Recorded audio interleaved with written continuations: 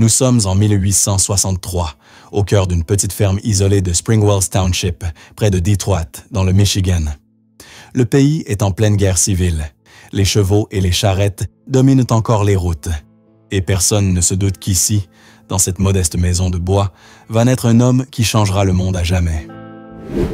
30 juillet 1863.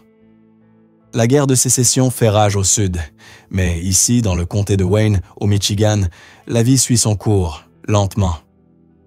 Dans la ferme des Ford, à Greenfield Township, un hameau si modeste qu'il n'y a même pas d'hôpital, Mary Littlegodt Ford donne naissance à son premier enfant. Pas de médecin, pas de sage-femme professionnelle, juste le savoir-faire des voisines et la rudesse d'une Amérique rurale encore sauvage. Le bébé, vigoureux, crie aussitôt. On le prénomme Henry, comme son grand-père irlandais. Mais la naissance n'est pas de tout repos.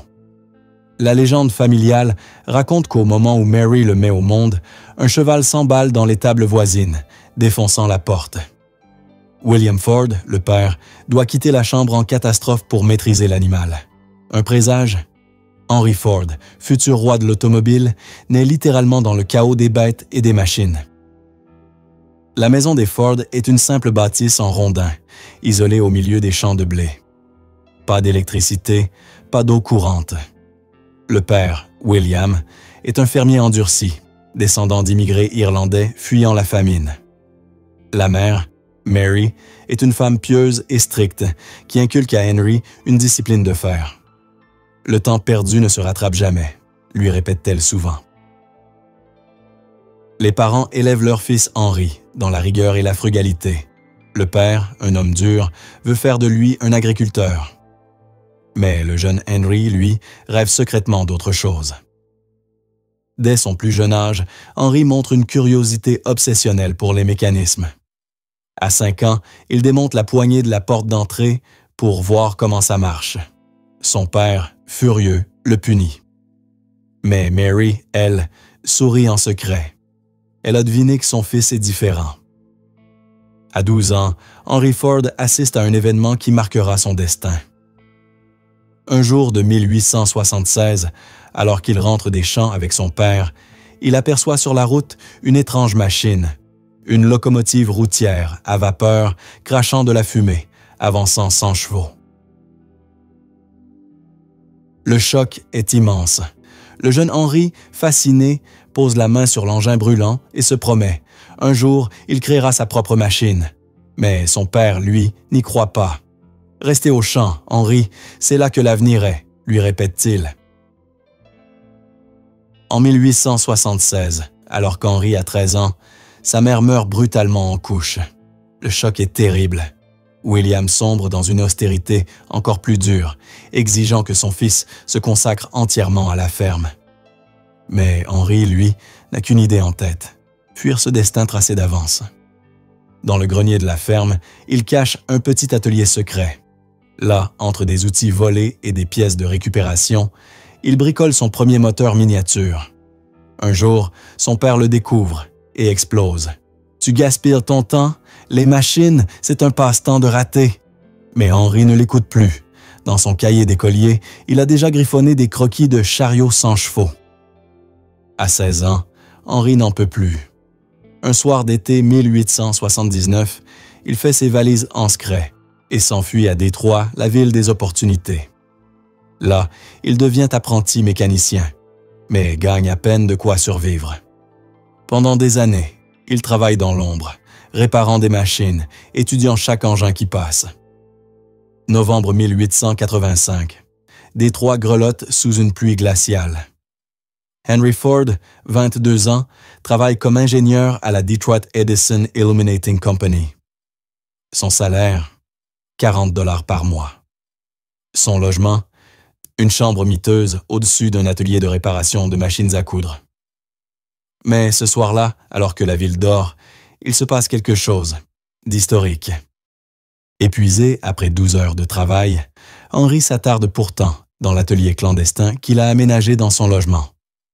Entre des pièces de moteur volées et des taches d'huile, il feuillette un vieux numéro du Scientific American. Quand soudain, ses yeux s'arrêtent sur un titre en une. Le moteur à gaz révolutionnaire de Nicolaus Otto, l'avenir de la propulsion mécanique. L'article décrit en détail le moteur à 4 temps breveté par l'Allemand, une merveille d'efficacité, bien supérieure aux machines à vapeur encombrantes de l'époque. Pour Henry, c'est une illumination. « C'est ça », murmure-t-il en traçant des schémas frénétiques sur la table. Un moteur léger, assez puissant pour propulser un véhicule. Fou d'excitation, il court acheter des pièces dès l'aube. 3 jours plus tard, dans un vacarme infernal, il tente de reproduire le moteur d'Otto, avec une différence cruciale. Il veut l'adapter à l'essence, un carburant alors considéré comme trop dangereux. Son colocataire, James Bishop, le supplie. « Henry, tu vas nous faire sauter. Les experts disent que ce truc est instable. » Mais Ford, obsédé, continue. La nuit du 17 décembre 1885, l'inévitable se produit. Une explosion déchire l'atelier, projetant des débris jusqu'à la rue. Le propriétaire, réveillé en sursaut, hurle « Ford, dehors, demain !» Le lendemain, humilié mais plus déterminé que jamais, Henry se confie à son mentor, Thomas Edison en personne. Lors d'un dîner d'entreprise, le génie de l'électricité l'écoute, sceptique, puis murmure à son oreille une phrase que Ford n'oubliera jamais. « Jeune homme, vous tenez quelque chose. Ce moteur à essence, c'est l'avenir. Continuez, mais pas chez moi. » Edison lui serre alors dans la main un bout de papier avec une adresse, un atelier abandonné près de la rivière Rouge, le lieu où naîtra le premier moteur Ford. 4 juin 1896, 3 heures du matin. Dans un garage de bricolage de 3 mètres sur 4, rue Bagley à Détroit, un homme couvert de suie et d'huile pousse un dernier juron. Henry Ford, 32 ans, vient de terminer 3 années d'enfer. Sous ses mains tremblantes de fatigue, une étrange machine, le quadricycle. 500 livres d'acier, de laiton et de folie pure.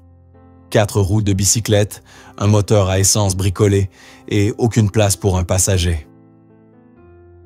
Quand Ford actionne le démarreur, le moteur tousse, crache une flamme bleue, puis s'éteint. Son assistant, James Bishop, veut abandonner. « Henry, c'est de la folie !» Mais Ford, les yeux injectés de sang, insiste. Au 17e essai, un miracle, le quadricycle avance. Problème, la porte du garage est trop étroite. Sans hésiter, Ford prend une hache et... À 4h17 ce matin-là, le premier véhicule Ford sort littéralement dans un nuage de poussière et d'éclats de bois. La vitesse max, 32 km/h. L'autonomie, 40 km. Le frein, une simple lanière de cuir qui frotte sur les roues arrière. Le 11 août 1896, lors de la convention annuelle des fabricants d'éclairage à Manhattan, Ford se glisse dans la salle de conférence de Thomas Edison.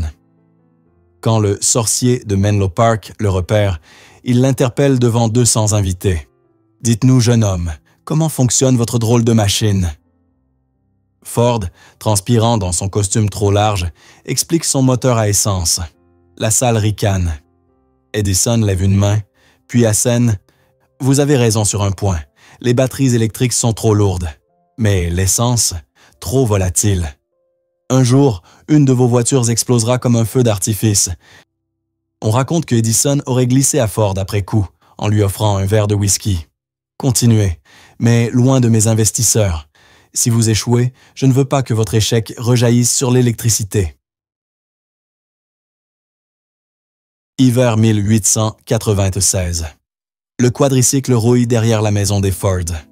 Clara, sa femme, racontera plus tard qu'Henry passait des nuits entières à le regarder par la fenêtre, la mâchoire serrée. Jusqu'au soir du 31 décembre. Alors que Detroit fête le Nouvel An, Ford sort avec une pelle.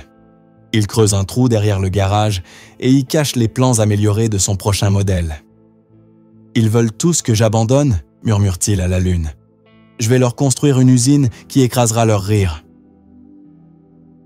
31 décembre 1896. Il est 23h47. La température à Detroit tombe à moins 20 degrés Celsius. Henry Ford, debout dans son jardin gelé de l'avenue Bagley, creuse frénétiquement. Sous la lueur d'une lanterne qui menace de s'éteindre, il glisse dans une boîte en fer rouillé un rouleau de parchemin taché d'huile. Ces feuilles contiennent ce que personne ne doit voir. Pas encore. 3 jours plus tôt, Ford avait visité en secret le Swift & Company Meatpacking Plant de Chicago. Là, il avait observé, fasciné, les chaînes aériennes transportant les carcasses de bœuf d'un poste à l'autre. Et si on faisait ça avec des châssis de voitures, avait-il griffonné sur un bout de nappe en papier au Diner Schuler's, faisant fuir la serveuse effrayée par ses dessins étranges. Sur ses plans enterrés, qu'il exhumerait en mars 1897 après le dégel, apparaissent déjà un convoyeur à rouleau pour les pièces, inspiré des rails à viande. La standardisation extrême des composants, notée en marge, toutes les pièces interchangeables comme les balles de fusil Remington. Le prix cible, 850 $, soit 2 ans de salaire ouvrier, calculé sur une feuille séparée avec des taches de soupe. Le 5 janvier 1897, chez l'avocat Murphy, les investisseurs potentiels éclatent de rire devant ces croquis. Vous voulez remplacer nos artisans par des machines? C'est de la folie. William H. Murphy lui jette même son verre de whisky à la figure. Ford, vos idées vont créer des émeutes d'ouvriers. Ce qu'ils ignoraient, ce même Murphy financerait plus tard la Ford Motor Company. Page 13 des plans enterrés, un détail glaçant. Ford avait déjà baptisé son futur chef-d'œuvre Model T. Non pas parce que c'était la 20e lettre de l'alphabet, comme le croyaient ses ingénieurs, mais en hommage à son fils Edsel Tennant Ford, alors âgé de 3 ans. Un secret qu'il n'avouerait qu'en 1922. Quand la boîte rouillée fut enfin déterrée au printemps 1897, une surprise attendait Ford. Clara y avait glissé un médaillon de la Vierge Marie et un mot « Je crois en toi quand même ». Ce médaillon restera dans son portefeuille jusqu'à l'inauguration de l'usine de Rivière-Rouge en 1928. 1899. Henry Ford a 36 ans, un prototype qui fonctionne, et $0 en banque. Pour construire son usine, il va devoir jouer un jeu dangereux entre riches investisseurs naïfs, promesses impossibles, et un coup de poker financier qui faillit le ruiner. William H. Murphy, magnat du bois et du charbon, est le premier à signer un chèque. Montant $5 000, soit $150 000 aujourd'hui. En échange, Ford promet une voiture par jour. Problème, à l'époque, son atelier en produit une par mois. Murphy ne le sait pas encore. Ford crée sa première société avec Murphy et 11 autres investisseurs. Mais il cache un détail. Il n'a pas de chaîne de montage. Les ouvriers bricolent chaque pièce à la main. Son moteur surchauffe après 20 km. Il paye des fermiers pour cacher les pannes lors des démonstrations. Les clients riches exigent des voitures qui n'existent pas. Résultat, en 18 mois, la société coule après seulement 20 voitures produites. Les investisseurs furieux traînent Ford en justice. Son argument? Vous vouliez une entreprise automobile, pas une bonne entreprise. Humilié mais plus malin, Ford change de stratégie. Il va battre les investisseurs sur la piste. Le 10 octobre 1901, il défie Alexander Winton, le roi des voitures à vapeur, dans une course truquée. Il allège sa voiture en secret, supprimant les freins et 2 vitesses. Paye un bookmaker pour faire monter les paris contre lui. Gagne la course et l'attention de nouveaux bailleurs. Parmi eux, un certain Henry M. Leland, futur fondateur de Cadillac, lui présente un homme clé, William C. Durant, futur patron de General Motors. Mais Ford refuse son offre, une erreur qui lui coûtera des millions. En juin 1903, Ford trouve enfin l'ange financier ou le démon qu'il lui faut, Alexander Higuera Malcolmson, marchand de charbon endetté mais visionnaire. Leur accord tient en 3 points. Malcolmson investit $28 000, mais hypothèque ses mines. Ford garde 51% des parts, une première dans l'industrie. Ils mentent aux fournisseurs. Payez-vous en pièces détachées. La Ford Motor Company naît officiellement le 16 juin 1903, avec seulement 223 $, 65 centimes en caisse. 3 jours plus tard, un dentiste de Chicago achète la première Model A, 850 $ en liquide. L'usine est sauvée.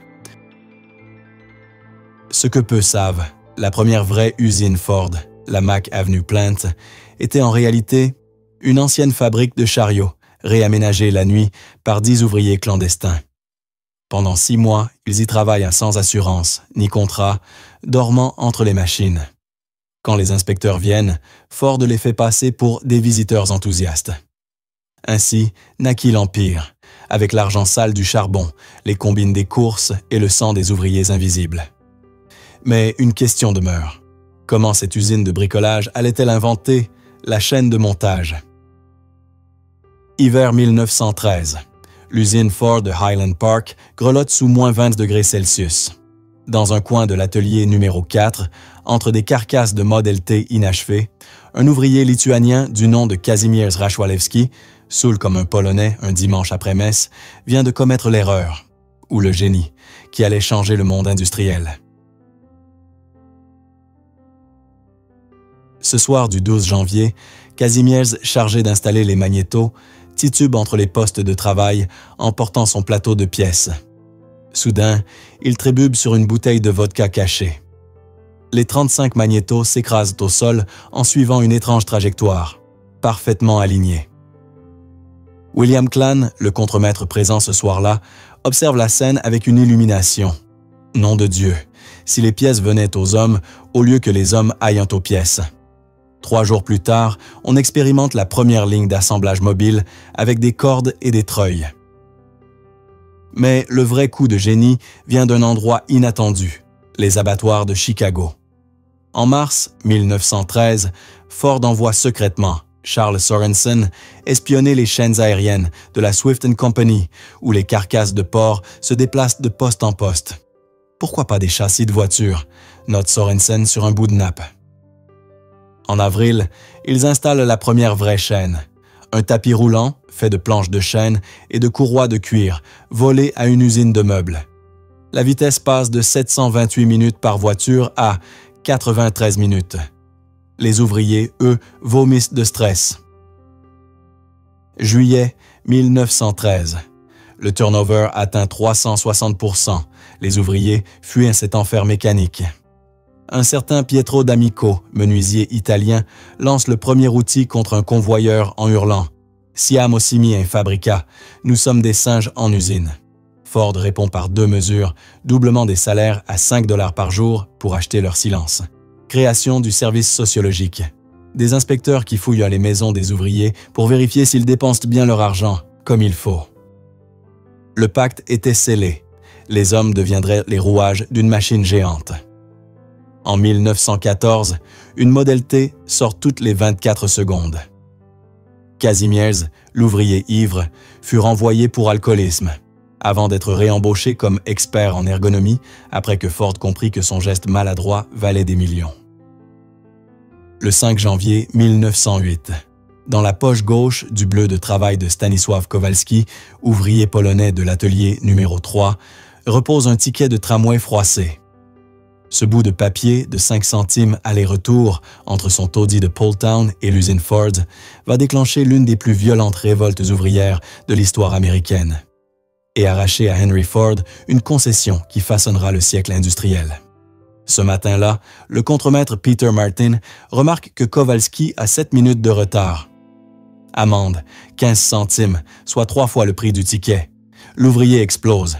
Je travaille 12 heures par jour pour 2,38 $ et je dois payer pour venir me faire voler. Quand Martin le gifle, Kowalski crache au sol. Et 217 collègues immigrés posent aussitôt leurs outils.